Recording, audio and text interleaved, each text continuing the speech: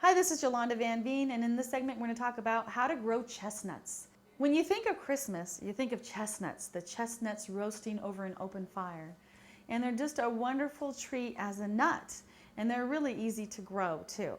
So when you have your chestnut tree, you'll find that they have big, burry, furry type of a cover.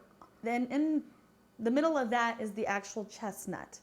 So when it's time to harvest your chestnuts, you have to wait until they're ready. And they'll have that cover, that really prickly cover.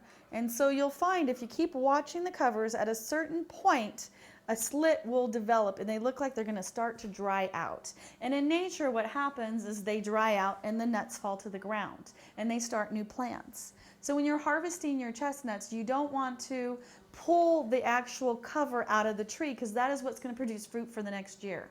So you want to actually get into the tree or take a stick or a broom or something with a long handle and actually, if you hit at them, just barely knocking into them, you wait to the point where the chestnuts just fall out.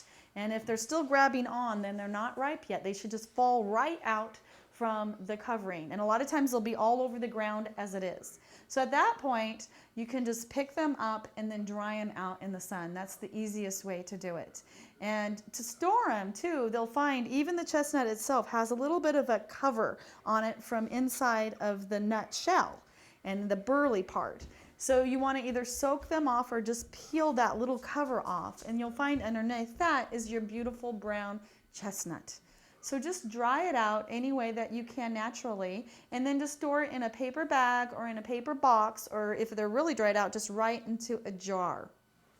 And you can actually roast the chestnuts and then they'll fall apart and the chestnut will come out of that.